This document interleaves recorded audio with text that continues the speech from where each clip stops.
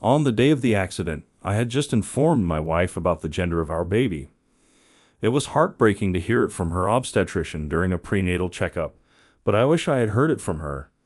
Even though we talked, she lay motionless, not saying a word. I've been living like a slacker since losing my wife and our baby. I just wish I could join them soon. My name is Moon, and I'm 32 years old. 2 years ago, I lost my pregnant wife, Jennifer, and our unborn child in a car accident. They were on their way back from the maternity clinic. I used to accompany her to every prenatal checkup, but that day I couldn't get off work, so she went alone. By the time I reached the hospital, it was too late. Jennifer wasn't breathing anymore. She had many injuries on her face and body, so unlike how she looked when we parted ways in the morning. I held Jennifer's hand, noticing it was more bruised. The hospital staff told me it seemed she was trying to protect her belly, which explained the injuries. I couldn't stop crying after hearing that. She had said just the other day, "Moon, can I truly become a good mom?" I told her she was already amazing. Jennifer put our child's life before her own, showing her kindness and strength. The hospital where Jennifer and our baby were taken was also where she had her prenatal checkups. As I grieved next to my wife and child, our doctor came over. His eyes, usually filled with smiles, were now red and teary. "I had just told your wife about the gender of the baby today. It's truly heartbreaking." "It was a boy," he said before leaving. I knelt beside Jennifer, murmuring, "I wish I could have seen you hold him." My words echoed faintly, deepening my loneliness. Consumed by grief, I couldn't sleep at night and drowned my sorrows in alcohol. Though I went to work, I was demotivated and just went through the motions. After 2 years, a slight change occurred in my routine. On my days off, instead of staying home, I started visiting the park. There, I often saw a mother and her son, Emily and Jake. I got to know them when Jake, who was 4, hurt himself, and I helped treat his wound. The park is between my apartment and the supermarket, so I'd see them often. Emily and I began talking, but it wasn't the only reason I started talking to her. She reminded me of my late wife, although their personalities were different. Emily is energetic and a single mother, while my late wife was reserved and quiet. Jake, however, resembles my late wife more. He's shy and introverted. I have never told Emily or Jake about this because it would be awkward to say they'd remind me of my late wife. Today, on my day off, as I headed to the supermarket, I stopped by the park. "Hey, Moon, will you play with me today?" Jake asked excitedly. Seeing him melts my heart. "Of course, buddy," I replied. Emily, looking somewhat apologetic, said, "Are you sure it's all right? I always feel bad since it's your day off. If you ever have plans or just want to relax, please let us know. I often wonder how they would react if I told them they remind me of my late wife and child. It's been 2 years of despair, but since meeting Emily, I've been able to lead a more normal life. Seeing Emily and Jake has helped me sleep better and drink less. I used to drink to numb the pain, but now their presence soothes my soul and eases my loneliness. Though it's a good thing, I can't help but feel guilty, as if I'm betraying the memories of my late wife and our unborn child. I fear I might forget the pain of losing them. At times I consider not meeting Emily and Jake anymore, but I always end up going to the park. I can't resist seeing their smiles and laughter. I can't resist seeing the smiles and laughter of Emily and Jake. Perhaps I'm a terrible husband and father with these thoughts in mind. One day, Jake fell sick with a fever. I received a sudden call in the middle of the night. Jake has a fever. It's almost 104 degrees. He's not responding much, and he's not drinking much water. I've never seen him like this. What should I do? Emily sounded really distressed. Though we had exchanged contact information in the past, our interactions were usually limited to our weekend meetings at the park. This was the first time she called me. I'm glad we exchanged numbers just in case. "Emily, it's going to be okay. I'll come right over and we'll head to the hospital in my car. Please text me your address and get ready to go." "Okay." When we talked, I knew our homes were in the same neighborhood, but I didn't know the exact address. I was worried if Emily, who seemed flustered, would give me the proper address, but she sent it without hesitation. I rushed to Emily's house by car and immediately drove to the emergency night clinic. The clinic that was open overnight was the same one where my wife and baby had passed away. Pulling into the clinic parking lot, Memories of that tragic day came flooding back, and my heart ached. Desperately pushing those emotions down, I got Jake checked out. They conducted various tests, but fortunately, it wasn't a serious illness. Still, he had to get an injection, and during that time, Emily and I waited in the empty lobby. I'm sorry. Thinking about it now, I should have just called a cab. I panicked and called you, Moon, without thinking, Emily said. Any parent dealing with their child's first high fever would probably panic. It's okay. A single parent, no car, and a child with a high fever is enough to make anyone panic. I'm glad I was able to get there. Emily, who was looking pale earlier, seemed to be regaining her color, which was a relief. I wondered if I'd be rushing to the hospital like this if my child was still alive. As I thought about that, I recalled the conversation between the doctor and Emily. Emily, it is Jake's birthday on April 20th. Caught off guard by my question, Emily looked surprised. Yes, it is. Why do you ask? I struggled to find the words. To me, April 20th is a special day. My child was still in my wife's womb when they both were tragically taken from me in an accident. The due date was April 20th.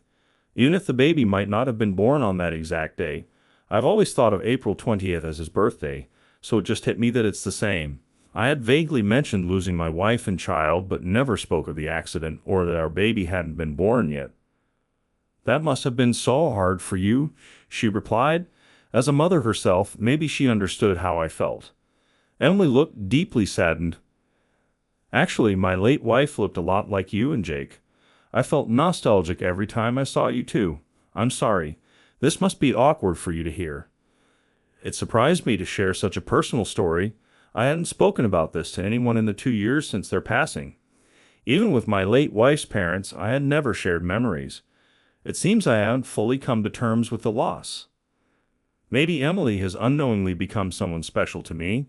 That's probably why I inadvertently showed her this vulnerable side of me. I feel comfortable around her, and that scares me. I want to hold on to the pain and loss of my wife and child. I can't be the only one to find happiness and move on. While lost in thought, Emily looked deeply into my eyes. Can I know your wife's name? Her name was Jennifer. She was so kind and attentive to even the smallest changes in others. I had hoped our unborn child would be like her. Images of my late wife flashed in my mind. Quickly, I took out some money from my wallet and placed it on the lobby couch. Please take a cab home with this. I need to go now. Sorry, I don't want our time together with you and Jake to be my place of comfort. I want to live quietly, always cherishing the memory of my wife and child. Without waiting for her reply, I turned away and started walking. I thought I should distance myself from Emily and Jake, but suddenly she embraced me from behind. Wait, I have something I need to discuss with you, but first, was your wife's name Jennifer Kirtley? I paused at the familiar maiden name of my long-lost wife and turned around to the woman who had just embraced me. Emily, did I ever mention my wife's maiden name to you? I was pretty sure I had only told you the first name earlier. Then Emily took a deep breath and gestured for me to sit down. I complied and sat next to her. I knew Jennifer. Jennifer and I were sisters. What? I'm sorry. I don't understand what you're saying.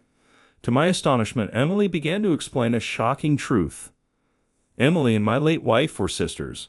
When Emily was still a baby, their parents divorced. The father took Jennifer, and the mother took Emily. They had parted on bad terms and hadn't been in contact since the split. Considering Jennifer was just around 2 years old when Emily was a baby, it made sense that she wouldn't remember. Emily's mother lived a poor life because she often played around with men.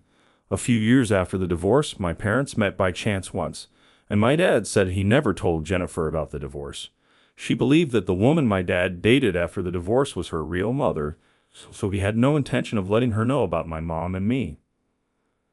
Jennifer's parents are still alive, but I never heard such a story from Jennifer or my in-laws. My in-laws are relatively well off, and the family got along really well. The fact that Jennifer was not related to her mother-in-law by blood was something she intended to take to her grave. My voice trembled as I processed the shocking revelation.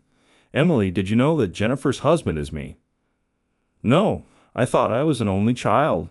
I was told my dad passed away. About 6 months ago, my mom passed away from an illness. Before she died, she told me about my father and sister. Just before Emily's mom passed away, Emily had divorced Jake's dad. The reason was Jake's dad's violence. I could have endured it if it was just me, but when he started hitting Jake, I realized I couldn't go on like this.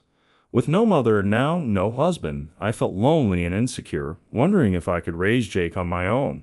So I thought of coming to this place where my dad and sister had lived. Even without meeting them, just knowing that her father and sister lived in this place, perhaps in a town like Nebraska, might have provided some solace to Emily. Out of curiosity, I confirmed the name of Emily's father, and sure enough, it matched my father-in-law's name. Indeed, Emily and my late wife Jennifer were sisters. It kind of makes sense now that you and Jake look like Jennifer. Jake's birthday and the expected birth date of the baby Jennifer was carrying were the same. I know it's a coincidence, but I feel a connection, I said, recalling Jennifer's smiling face. Yes, but Jennifer grew up in a happy family and married you, while I lived a hard life being oppressed by my husband. Now, even my sister isn't in this world anymore. Maybe I'm destined to be alone. I reached out to embrace Emily, but withdrew my hand. I told myself that I shouldn't be happy with someone else so that I wouldn't forget my wife and child. The two of us sat in silence until Emily finally spoke up. I've fallen for you, Moon, but when I think about how Jennifer, a sister I never met, might feel, I get scared. Maybe we shouldn't see each other anymore. I wanted to nod in agreement, but found myself frozen. Just then, Jake, who had finished his injection, returned with a nurse. He looked much better than before, still a bit wobbly but able to walk on his own. A sigh of relief escaped my lips. Jake, let's go home. I'll drive. You rest up, all right? As I spoke, Jake nodded but then said something puzzling. You know, I had a fever and it was really high, but then a woman holding a baby stroked my head. She was like a mom, a very kind person. Both I and Emily were taken aback upon hearing this and exchanged glances. This was because we were just talking about a woman who looked a lot like Emily. You know, that lady wanted to speak with Mom and Moon. She said, I wish you happiness. I told her I didn't understand, but she just smiled. I'm so confused. It became clear that my wife had come to visit Jake. That I wish you happiness must have been about me and Emily. Tears well up in my eyes as I took Emily's hand. Should we talk about our future once more? Let's find a path that will make both of us and Jake happy. Yes. I picked up Jake and left the hospital with Emily. I think my wife gave the hesitant Emily and me a little push from behind. After that, Emily and I dated and registered our marriage. When Jake started elementary school, Emily was also able to meet and talk with my in-laws. My father-in-law was quite fond of Emily, and he was thrilled when they met. Emily is currently pregnant, but the other day Jake mentioned something curious. The baby inside Mom's belly feels like the lady who stroked my head at the hospital. Emily and I looked at each other and chuckled. I believe that the new life inside Emily is being watched over by our departed Jennifer and her child, until I heard Jennifer's words at the hospital. Remembering her and our child brought unbearable pain, but not anymore. It feels as though Jennifer and our child aren't really gone. I believe they're always watching over us. That is why we who are alive want to laugh a lot and search for happiness.